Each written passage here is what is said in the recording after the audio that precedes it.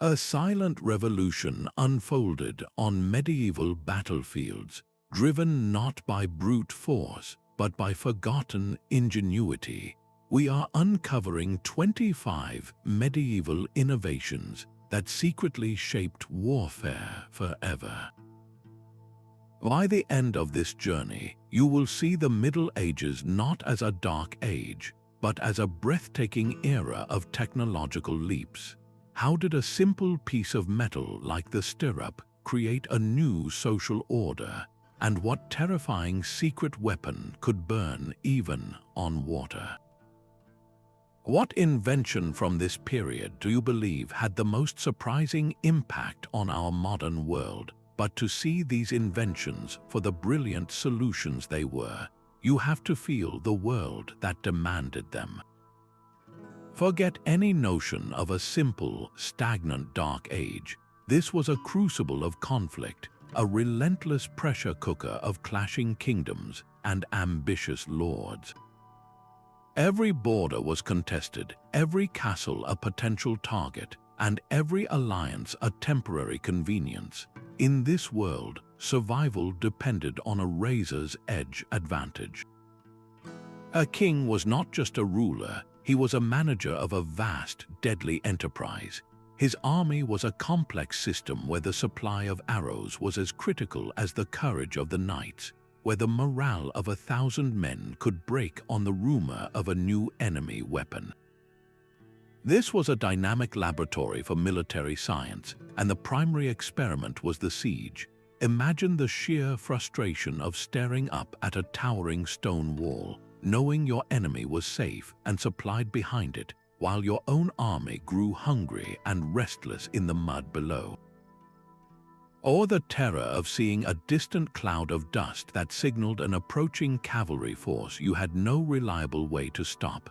It was from this desperation, this brutal, hands-on problem-solving, that innovation was born. A better way to scale a wall, a more reliable method to feed your troops on a long campaign, a terrifying new substance that could burn on water. Each was a direct answer to a life-or-death question posed by the battlefield.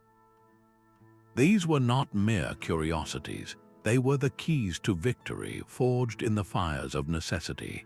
That simple metal loop hanging from a saddle did more than just offer a footrest.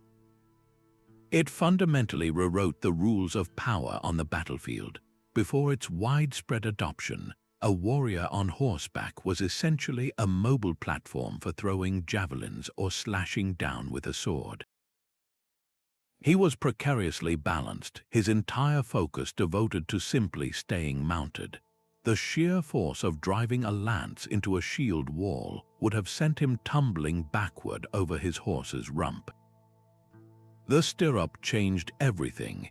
It provided a solid anchor, a braced foundation that transformed the rider from a passenger into an integrated part of the weapon. He could now rise in his saddle, lock his legs into position, and tuck a long, heavy lance firmly under his arm.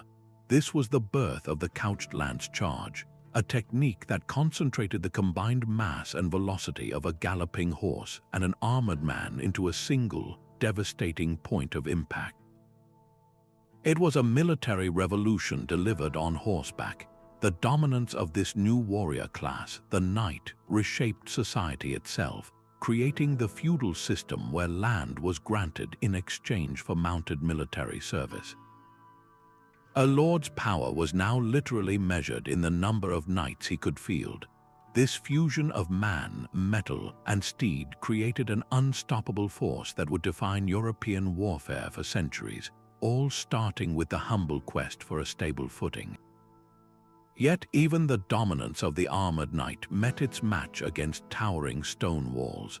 A new machine answered this challenge, one that traded the muscle of men for the relentless pull of gravity.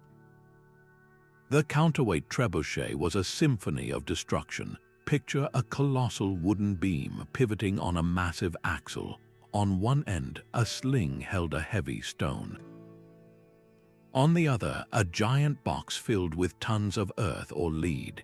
To fire it, crews would winch down the weight box, lifting the projectile into a loaded position.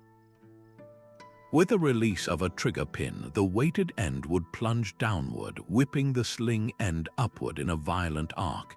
This was not a mere toss, it was a precise and terrifying launch. The machine could heave a 200-pound stone over 300 yards, smashing into castle walls with enough force to crack masonry and shake defenders from their posts. But its true power was psychological. For weeks on end, these engines could maintain a constant, rhythmic bombardment. The defenders inside would live with the dreadful anticipation of the next impact, the next section of wall to crumble. It was a form of early artillery that could even lob more sinister payloads, like the carcasses of dead animals, spreading disease and fear behind the very walls meant to provide safety. The Counterweight Trebuchet did not just break fortifications, it broke spirits, forcing military architects to completely rethink how they built their defenses. Even the most formidable walls could not protect a kingdom from attack by sea, but the Byzantine Empire possessed a defense so terrifying it seemed to defy the very laws of nature. Greek fire was a liquid nightmare. When unleashed from bronze siphons mounted on their warships, it shot forth as a roaring stream of flame that water could not quench. Some accounts even claim it burned on the sea itself, creating a floating inferno that clung to wooden hulls and the men who sailed them. The sheer horror of this weapon was as devastating as the flames. Imagine the panic of a sailor watching fire spread across the water, an enemy you could not drown. Fleets would shatter their formations and retreat in disarray rather than face this unstoppable force. The secret of its formula was guarded so fiercely that it eventually vanished from history, a state secret lost to time. We still do not know exactly what it was made of, though many suspect a mixture of crude petroleum and other chemicals that created its persistent, water-resistant burn. This was more than a weapon. It was a psychological tool that secured Byzantine naval dominance for centuries, proving that the most powerful innovations were often the ones you could not see coming. Faced with such a horrific threat, the next great challenge was not to create a better fire, but to find a way to survive it.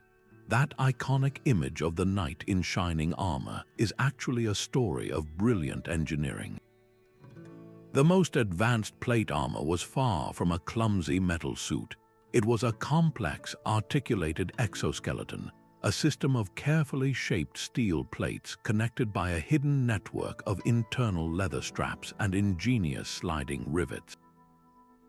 This design transformed the wearer. Instead of being locked in a rigid shell, a trained knight possessed a remarkable range of motion. He could run, mount his horse without assistance, and historical manuals even show them performing full gymnastic rolls while in full battle gear. The secret to this mobility and protection lay in the joints. Critical areas like the elbows, knees, and shoulders were constructed from overlapping steel strips called lames. These lames slid against each other, deflecting incoming blows and spreading the crushing force of an impact across multiple plates. This turned a knight into a highly mobile and incredibly resilient fortress on the battlefield.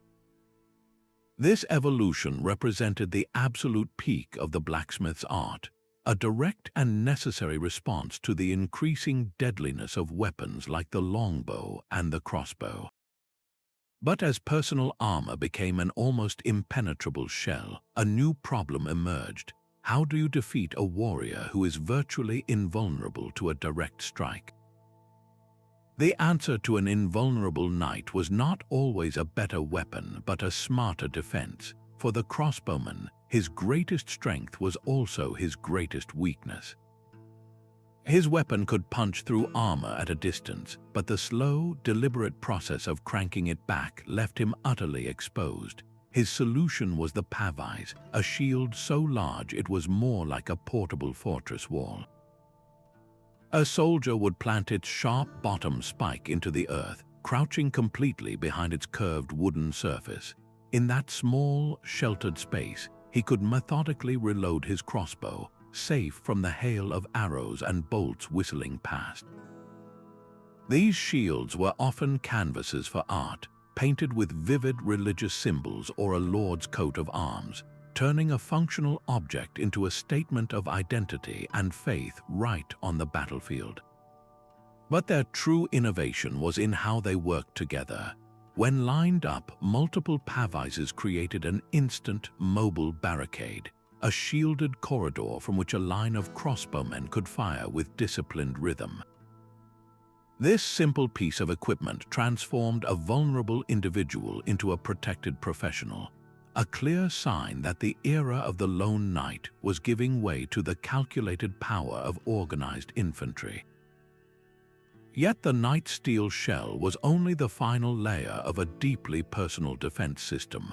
Beneath the gleaming plates and the rustling chainmail, every warrior wore a secret weapon, the humble Gambeson. This was not merely a padded undershirt, it was a scientific marvel of textile engineering, crafted from dozens of layers of tough linen or wool, quilted tightly together and stuffed with scrap cloth, raw wool, or even horsehair. The Gambeson was a shock absorber for the human body. A direct blow from a mace that would shatter bones through chainmail alone was dissipated across the dense, fibrous layers of the Gambeson, turning a lethal impact into a deep, survivable bruise. For the common soldier who could never afford a suit of plate, a thick, well-made Gambeson was his primary armor, surprisingly effective at stopping sword slashes and even deflecting arrows that had lost their energy at longer ranges. It also solved the constant, grinding problem of chafing, creating a comfortable barrier between the skin and the unforgiving metal above. This layered logic, from soft Gambeson to hard plate, created a comprehensive defensive system where every component, no matter how simple, was vital for survival. And this very same principle of layered defense was being scaled up to a monumental level in the stone fortresses that dominated the landscape. Those towering stone walls were not just passive barriers, they were bristling with hidden teeth. The evolution of the castle transformed it from a simple shelter into a machine for killing, where the very architecture was designed to punish attackers at their weakest moments. Two innovations embodied this brutal logic: machicolations and murder holes. Machicolations were stone galleries that jutted out from the top of a wall or tower, supported by sturdy corbels. The floor of this overhanging gallery was pierced with openings, creating a platform of death suspended in midair. From this protected position, defenders could rain down a horrific assortment of projectiles directly onto the heads of soldiers trying to scale the base of the wall. Rocks, heavy logs, and cauldrons of boiling water were just the beginning. They might also drop quicklime, a powdered chemical that, when mixed with the moisture in a soldier's eyes or throat, would create a burning paste, blinding and choking him. This vertical defense meant there was no safe place at the foot of the wall, no shelter from an enemy you could not see. The castle was now fighting back from above. The same ruthless principle was applied to the castle's most vulnerable point, its front door. The gatehouse, the strongest part of the fortress, was also its most cunning trap. Murder holes were slots or openings carved directly into the ceiling of the main entrance passage, as attackers used a battering ram to break through the outer portcullis and found themselves crammed into the dark, narrow passageway. They were suddenly exposed from above. Defenders in the chamber overhead would pour down the same deadly hail through these holes, turning the confined space into a slaughterhouse. There was no room to swing a sword, no way to dodge, and no retreat. This architectural one-upmanship forced besiegers to become more inventive, to develop covered siege towers and complex mining operations, because a direct assault on the gates or walls had become a brutally expensive proposition. The castle was no longer a target, it was an active, thinking opponent. While knights and masons were reshaping the landscape, another machine was literally building it from the ground up. The Treadmill Crane transformed the back-breaking labor of construction into a feat of coordinated human power. This was no simple rope and pulley. It was a monumental wooden engine, often built directly into the scaffolding of a rising cathedral or castle wall. At its heart was a giant wheel, sometimes over 15 feet in diameter, with a series of steps placed along its inner rim. One or two men would step inside this wheel and begin to walk, their steady, plodding pace turning the entire mechanism. This motion, through a clever system of gears, would slowly wind a heavy rope onto a central axle, hoisting stones and timber high into the air. It was a stunningly efficient transfer of energy, turning the simple act of walking into the power to lift multi-ton blocks with precise control. This same machine that built the soaring spires of peace was also a critical asset in war. Besieging armies relied on these cranes to load the massive stone balls into their trebuchets, a task far beyond the strength of a dozen men. Inside a besieged castle, a treadwheel crane could be the difference between life and death, rapidly hoisting materials to repair a wall battered by enemy artillery or to reset a damaged gate. It was a tool of creation that doubled as a weapon of survival, proving that on the medieval battlefield, the muscle to build was just as vital as the force to destroy. But that very same quest for power would transform the substance that promised it from a fickle novelty into a world-changing force. Early gunpowder was a frustratingly delicate creation. Known as serpentine powder, it was a simple, dry mixture of saltpeter, charcoal, and sulfur ground into a fine dust. This powder had a dangerous habit of separating during the bumpy cart ride to a battlefield, with the heavier components sinking to the bottom and the lighter ones rising to the top. The result was a completely unreliable burn, sometimes a weak fizzle and other times a catastrophic explosion right in the face of the cannoneer trying to load it. The solution was as simple as it was revolutionary, a process called corning. Instead of keeping the ingredients dry, manufacturers would deliberately dampen the mixture into a thick paste. This paste was then crushed and forced through a sieve, creating small, hard grains or corns which were then left to dry. This single change solved everything. The individual grains, each containing a perfectly balanced mix of the three components, could no longer separate. They were also denser and packed more explosive potential into a smaller space. Most importantly, the tiny air pockets between the grains allowed the flame to flash through the entire charge almost instantly, creating a powerful, consistent, and predictable explosion every single time. This reliable power is what truly made the cannon a battlefield king and the handgun a practical weapon for the common soldier.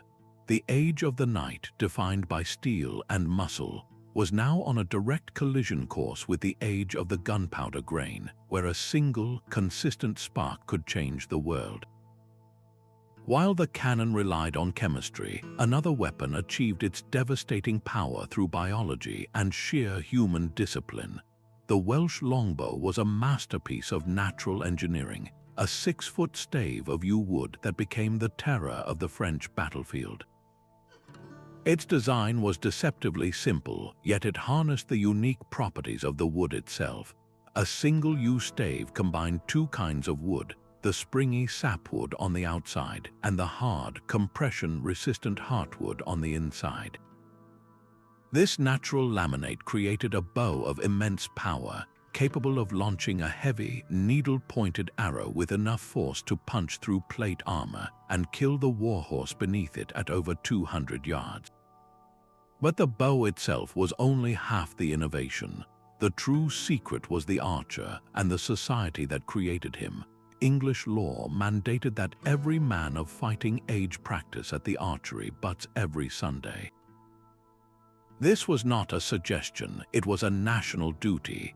From boyhood, men were conditioned to draw the massive 150-pound draw weight, building the unique muscles and bone deformities that modern archaeologists can still identify in their skeletons. This relentless, state-sponsored training produced a soldier who was not a mere levy, but a professional. He could loose 12, 15, even 20 aimed shots in a single minute, a rate of fire that would not be matched by a muzzle-loading musket for centuries. On a muddy field like Agincourt, this meant a sky-blackening storm of thousands of arrows descending every few seconds, turning the French advance into a chaotic slaughter. The longbow proved that a weapon system is only as strong as the doctrine behind it. This was not the triumph of a single brilliant inventor, but of an entire society investing in a single, brutal skill, foreshadowing the disciplined volley fire of future armies. Even the most cunning stone defenses had a critical blind spot, a zone of danger directly at the foot of the walls where attackers could gather unseen. Scaling ladders could be raised and siege towers rolled forward, all while the defenders above peered helplessly over the battlements, unable to strike down.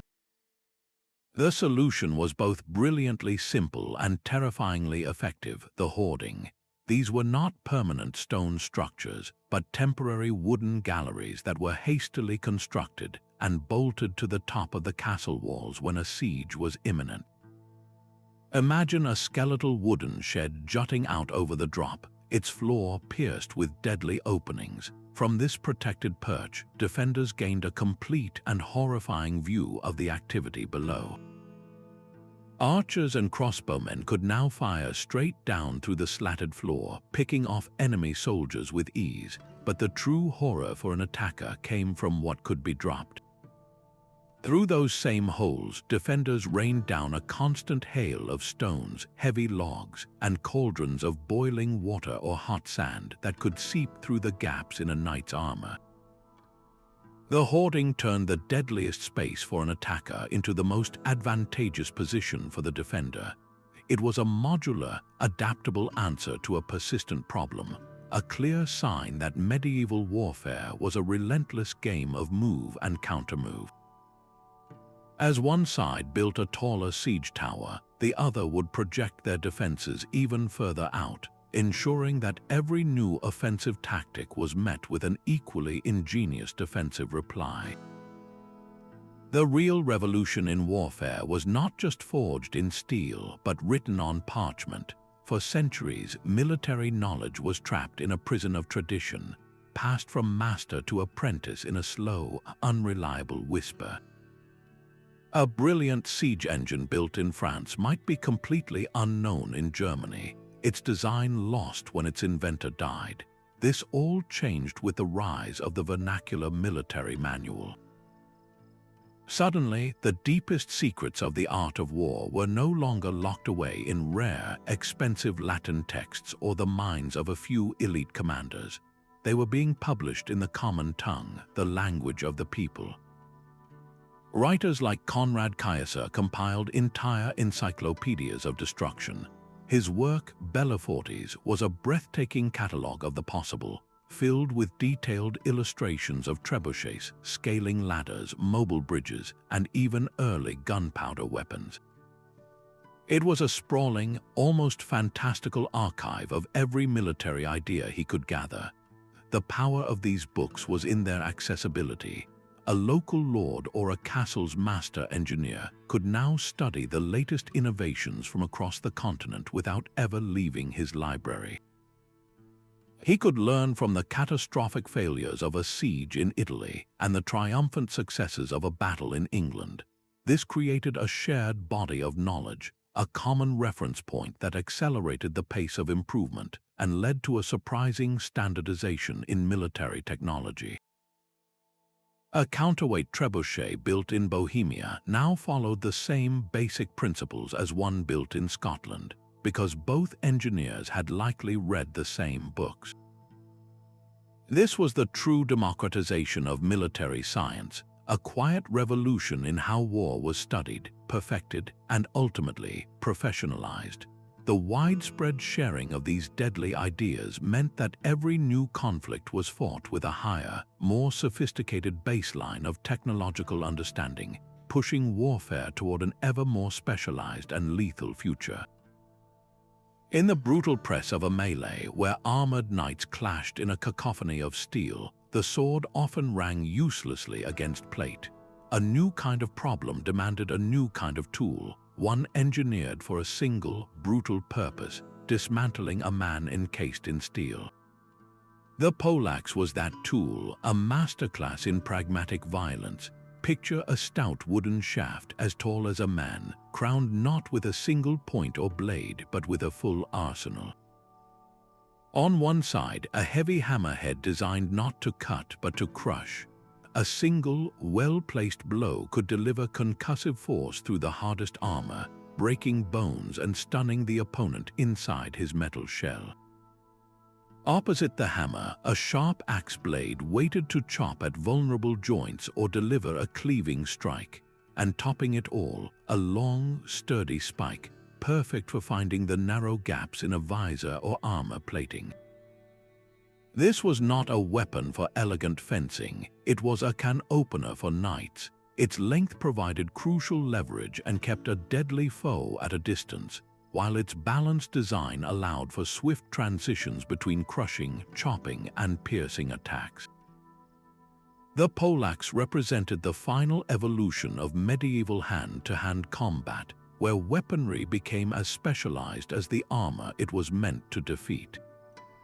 This drive for specialization did not end with personal arms. It scaled up dramatically to confront the ultimate defensive structure, the castle wall itself. Deep beneath the thunder of siege engines, a silent and invisible war was being waged. Sappers, the unsung experts of medieval warfare, worked in claustrophobic darkness, their goal to undermine the very foundations of a castle. They would dig a timber-shored tunnel known as a bore directly under a strategic tower or wall section. At the crucial moment, the tunnel would be packed with brushwood and set ablaze.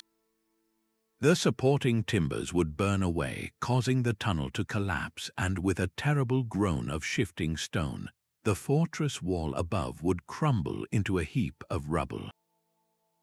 But the defenders were not passive victims. Listening posts, sometimes just a drumskin placed on the ground or a bowl of water, would betray the faint vibrations of enemy picks. The moment digging was detected, the race began. Defenders would frantically start their own tunnel, a countermine, aiming to intercept the attacker's bore before it could reach its target. The moment these two tunnels broke into each other was one of pure subterranean terror. The wide, open battlefield was now a cramped, pitch-black corridor where there was no room for swinging a sword. Men fought with picks, daggers, and short axes in a desperate, brutal scrum. They would also use smoke, building fires at the tunnel junction, or using bellows to pump choking fumes into the enemy's shaft, attempting to suffocate the sappers or drive them out. This was a duel of engineering and nerve, a high-stakes game where the fate of a castle and everyone inside it could be decided by a few men with shovels fighting in the dirt. The success of these shadowy operations, both above and below ground, relied on another set of tools entirely, ones that saw the battlefield not as a place of glory, but as a complex logistical puzzle to be solved. The success of a siege was often measured in the quiet, methodical work of destruction, not the glorious charge. While knights garnered fame, the true architects of a castle's fall were the sappers and engineers, masters of a brutal and highly specialized craft. Their toolkit was a marvel of pragmatic design, each tool engineered to dismantle stone and morale with relentless efficiency. Consider the crow, a deceptively simple iron-tipped lever. In the hands of a skilled sapper, it was a key that could unlock an entire wall. He would not attack the face of a mighty stone, but seek out the narrow mortar joints. Inserting the crow's tip and applying leverage, he could methodically pry individual stones loose, starting a chain reaction that could collapse a section of defenses one block at a time. For this delicate, deadly work, the sapper needed protection, and that is where the sow came in.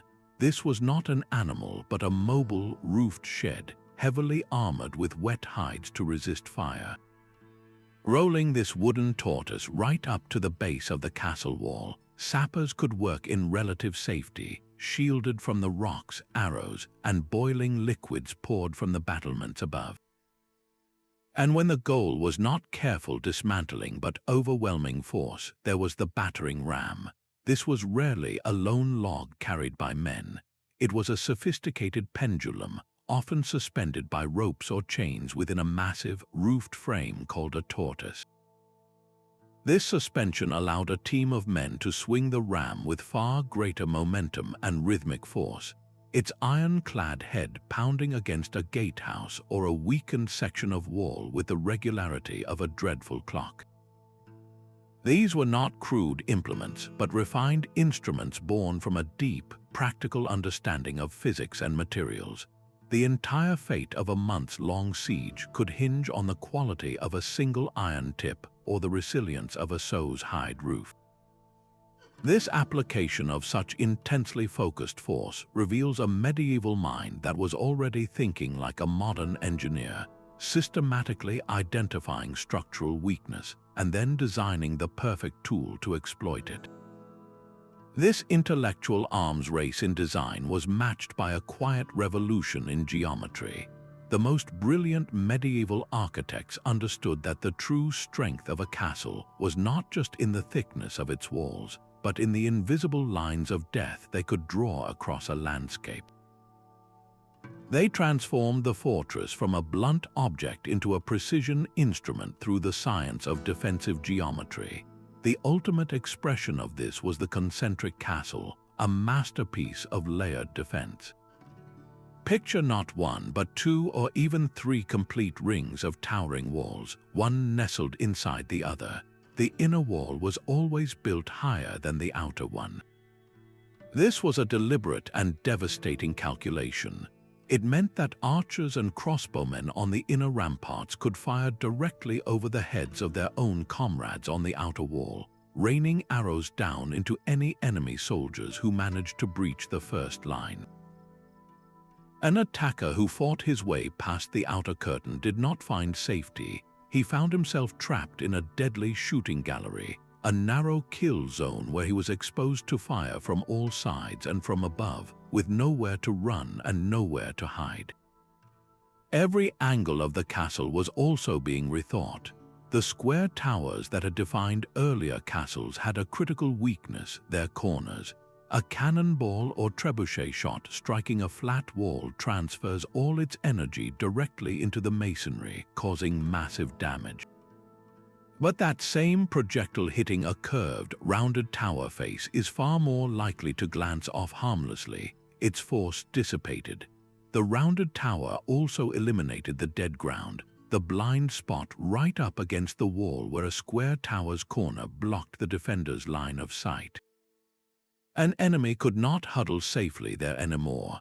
Now every inch of ground around the fortress was covered by the interlocking fields of fire from multiple round towers, each one placed to support its neighbor.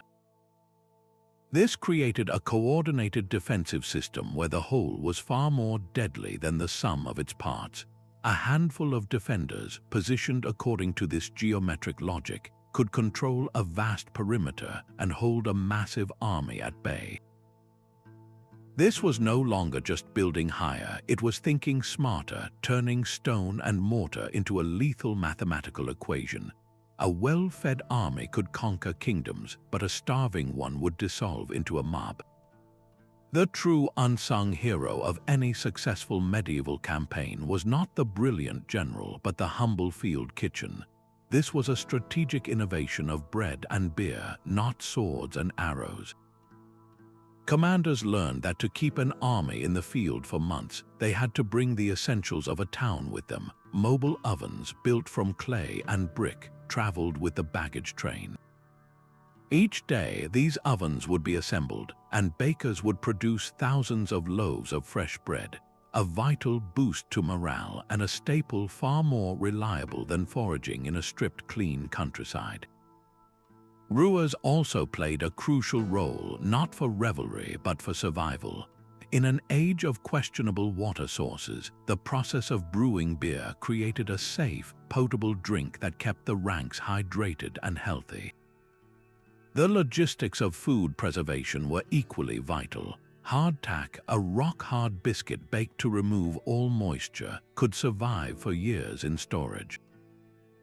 Salted or smoked meat and fish provided essential protein that would not spoil on a long march. This entire operation, from the rolling bakery to the barrels of salt pork, represented a profound understanding of military science. A hungry soldier is a deserter waiting to happen, his loyalty crumbling with his empty stomach. A commander who neglected his supply lines risked losing his army to disease and desertion long before he ever faced the enemy in battle. This relentless need to move and supply vast forces demanded its own revolution, one that would transform the very roads they marched upon. A horse's strength was useless if it could not breathe. Before the padded horse collar, the standard harness was a crude throat and girth strap that pressed directly against the animal's windpipe. The harder the horse pulled, the more it choked itself, severely limiting the weight it could drag. The new collar was a masterpiece of ergonomic design, transferring the load from the vulnerable neck to the powerful shoulders and chest. This single change multiplied a horse's effective pulling power by as much as 5 times. A team that once struggled to move a light cart could now haul a wagon laden with disassembled trebuchet parts, barrels of grain, or the heavy timbers for a siege tower. This was the diesel engine of the Middle Ages, the innovation that made the sprawling campaigns of the 100 Years' War and the epic marches of the Crusades logistically possible. Kings could now think bigger, planning wars that stretched across continents because they could reliably move the tools of war to where they were needed. But moving an army's body was one thing, controlling its mind on a chaotic battlefield was another entirely. The newfound mobility granted by the horse collar created a new problem: how to direct these larger, faster-moving forces when a commander's voice was lost in the din of combat. A swirling sea of steel and dust made every battle a nightmare of mistaken identity. In that chaos, a knight's greatest fear was not the enemy he saw, but the ally he could not recognize. The solution was a silent language painted on shields and fluttering from flagpoles, a system of symbols so precise it could identify a single man from across a bloody field. This was heraldry, a brilliant code of identity born from necessity. Each knight carried a unique coat of arms, a combination of colors, patterns, and creatures that was his alone, passed down through his family like a name. But this was far more than personal decoration. It was a functional tool for command and control. A commander's distinctive banner, raised high above the fray, became a rallying point. Its movement was a silent signal, directing the flow of the battle, calling for an advance, a retreat, or a shift in formation. Soldiers did not need to hear an order over the roar of combat. They simply had to keep their eyes on the flags. This visual language transformed a disordered mob of individual fighters into a coordinated, responsive army. It boosted morale because a soldier could see his lord's banner still flying and know the fight was not lost. This system of identification brought a crucial layer of order to the madness, proving that some of the most powerful innovations were not made of steel, but of silk and paint. Yet clear identification was only the first step in the complex art of medieval command, a challenge that would soon demand its own acoustic revolution. The sturdy cog was never meant for war, yet it became the terror of the North Sea. originally a humble merchant vessel built for carrying bulk cargo like wool and timber, its design was its greatest military secret. That broad, round hull gave it immense stability in rough northern waters, while its high, clinker-built sides presented a wooden wall to any would-be attacker. To turn this floating fortress into a true warship, medieval engineers simply added wooden castles. A tall, multi-story structure was erected at the stern and a smaller one at the bow, transforming the cog's profile into something resembling a floating keep. Suddenly, a ship that once carried bales of cloth now carried dozens of archers and men-at-arms perched high above the waves. Enemy sailors in lower-lying galleys would stare up at these towering platforms, completely outmatched before the first arrow even flew.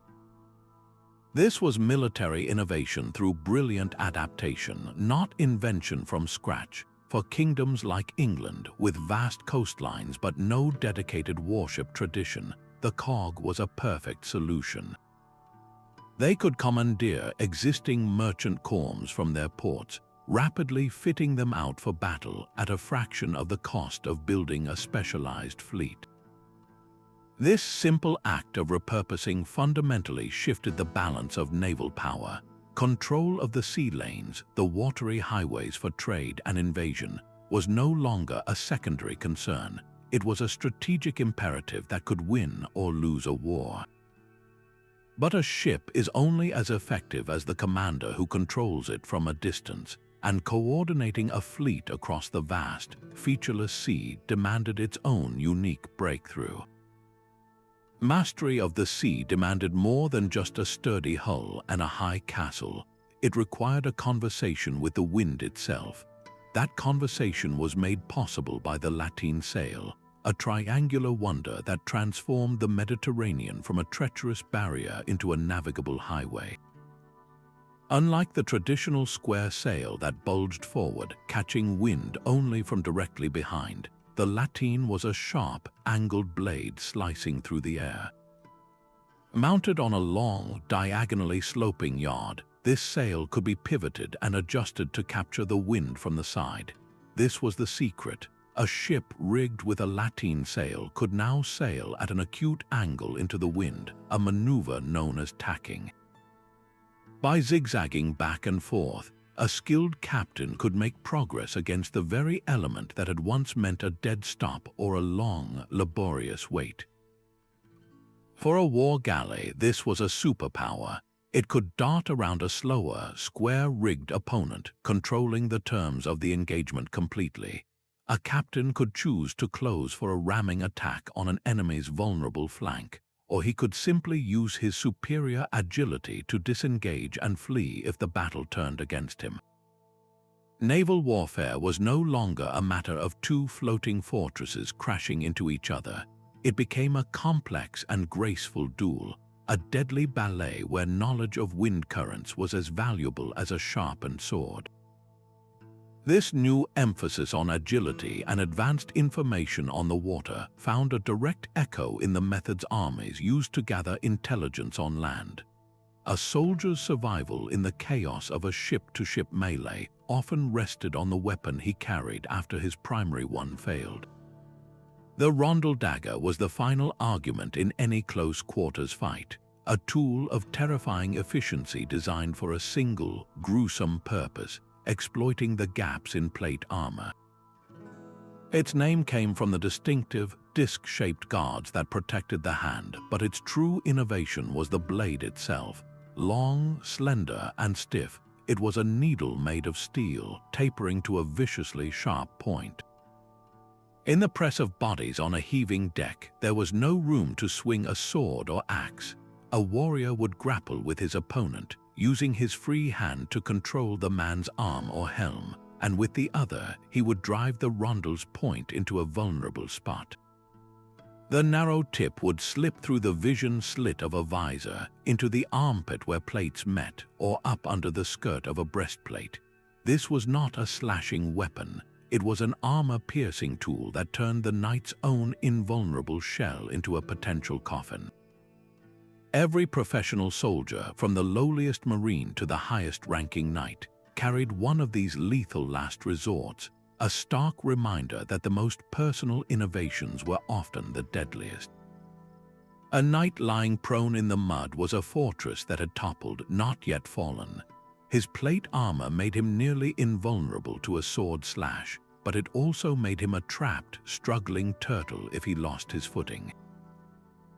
For this precise and grim moment, the Misericorde dagger existed. Its name, derived from the Latin word for mercy, was a chilling euphemism for its function. This was not a weapon for the chaos of a standing fight. It was a tool of finality. With a blade that was long, stiff, and needle-sharp, it was engineered to find the tiny, fatal weaknesses in a suit of armor. A victorious combatant would pin his downed foe, use his weight to control the man's limbs, and then carefully work the Misericorde's point into a vision slit, an armpit, or the groin.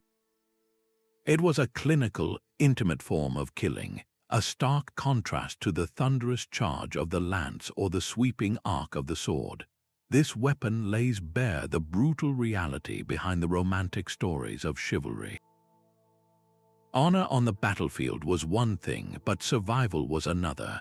The Misericorde was the ultimate insurance policy, ensuring that a defeated enemy, who might otherwise recover and fight another day, was permanently removed from the field. It represented the logical endpoint of personal combat, where every problem, even a helpless man in full plate, had a brutally efficient solution. This drive for total lethality, however, was already forging the very instruments that would render the knight himself obsolete. That primitive iron tube was a declaration of war on the entire social order. The early hand cannon was little more than a metal pipe sealed at one end, strapped to a simple wooden pole. Its operator was not a knight trained for 20 years, but a common soldier who needed only the courage to hold it steady and apply a slow match to its touch hole. The result was not a precise shot, but a violent, roaring jet of flame and smoke that sent a heavy lead ball or a crude arrow on its unpredictable path. Its true power was not in its accuracy, which was terrible, but in its fundamental principle. For the first time, the chemical energy of corned gunpowder was placed directly into the hands of an individual soldier, delivering armor-piercing force without the need for a lifetime of muscle training. The psychological shock was immeasurable. Imagine the disbelief of a heavily armored French knight at the Battle of Agincourt, already facing the longbow storm, now confronted by a new terror. A man he would not even consider a worthy opponent could now, through a loud bang and a puff of smoke, strike him dead from a distance without ever crossing swords. This was the ultimate democratization of violence. The hand cannon was brutally inefficient, taking a minute or more to reload under ideal conditions, and it was as dangerous to its user as to its target if the barrel burst. But it contained an undeniable truth, a blueprint for the future. It proved that a peasant with a simple tube could achieve the same lethal result as a nobleman with a lifetime of combat training. This single, crude device forced generals to completely rethink the geometry of the battlefield. Tight formations of expensive knights became targets for these unreliable but terrifying weapons. The very logic of warfare was shifting from the strength of the individual to the collective firepower of the many, a shift that would eventually dismantle the medieval world and forge our own. The final blow to the age of chivalry was not struck by a new substance or a machine, but by a forest of wood and steel moving with one mind. The Swiss pike square was a living fortress, a terrifyingly simple answer to the most complex problem on the battlefield, the armored knight. It relied on the Sarissa pike, an 18-foot-long spear that created an impenetrable thicket of iron points. But the pike itself was useless without the man holding it, and more importantly, the man standing next to him. The true innovation was the doctrine. the brutal, communal discipline that fused hundreds of individual farmers and townsmen into a single, unstoppable organism. Each man's life depended on the courage and steadiness of his comrades. They trained relentlessly to march in perfect lockstep, to lower their pikes in a unified, bristling wall, and to advance with a terrifying, silent aggression that shattered enemy morale before a single blow was landed. Against a cavalry charge, this formation was a meat grinder. A knight's glorious charge would disintegrate as his warhorse, far smarter than its rider, would refuse to impale itself on that wall of sharpened steel. The knights who pressed on were dragged from their saddles and slaughtered in the mud. This was more than a new way to fight, it was a political earthquake. For centuries, military power had been the exclusive domain of a wealthy aristocracy who could afford the horse, the armor, and the training. The Swiss pike square proved decisively that a well-drilled army of common citizens could not only stand against the flower of chivalry, but could systematically destroy it. The battlefield was no longer a stage for individual heroics, but a chessboard for coordinated masses. This shift from the knight to the professional infantryman foreshadowed the rise of the modern state and its standing armies, a social transformation born from the point of a very long spear. Every single one of these innovations was a link in a chain of action and reaction. The simple metal loop of the stirrup created the dominant knight, a fortress on horseback that demanded a new kind of weapon to defeat it. That weapon, the Poleax, was then born from the necessity of piercing the knight's advanced plate armor, while the longbow showered him from a distance he could not reach.